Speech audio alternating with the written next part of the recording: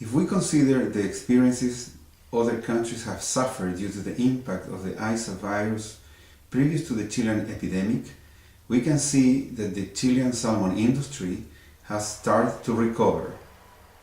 All countries, without exception, have had to pay a high price due to the level of mortalities caused by the virus, and drastic regulatory measures and complementary voluntary agreements have had to be undertaken. However, in all cases, a recovery in production was finally observed based on new productive models which were made sustainable by strong regulations, adjustments, and control within the industry. Without exception, Chile has had to adopt a path of far-reaching adjustments, both in basic fisheries and aquaculture law, as well as environmental and health regulations.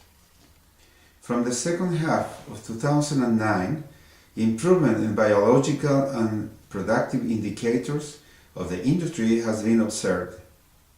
Logically, this has improved the expectation of producers who have initiated plans to increase their planting of Atlantic salmon by starting to produce more smolt in their freshwater facilities. After sharply decreasing the load of salmon in sea sites and by implementing a set of essential biosanitary measures that were not previously in practice in Chile, the environment has demonstrated its ability to recuperate but still needs some time to recover fully.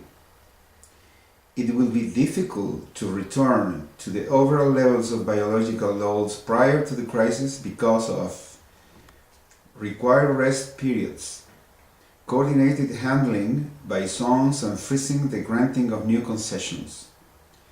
However, regardless of the above regulations, errors can still occur in specific zones and generate hotbeds of high risk because there are zones that without doubt are more sensitive due to their characteristics. While the new standard is in charge of general biological load and maximum regional capacity, it does not differentiate between areas according to their level of sensitivity or risk, except under the health situations already expressed.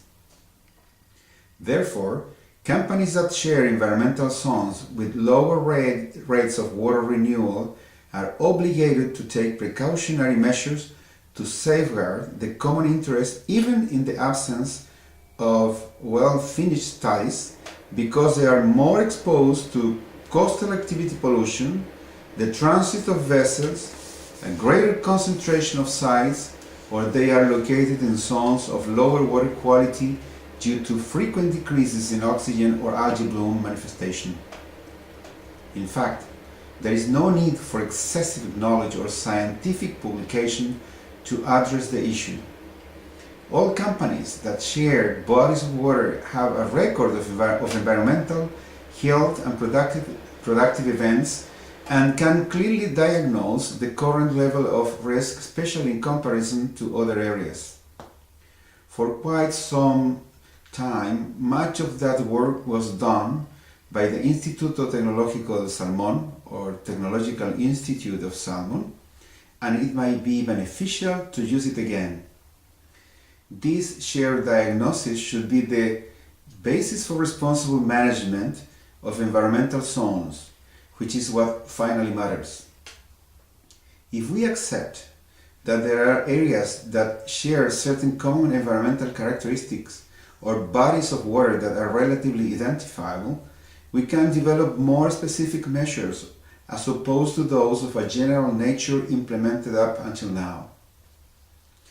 There is no doubt that in the future the use of tools that allow estimation of the capacity load of environmental zones will clarify this subject.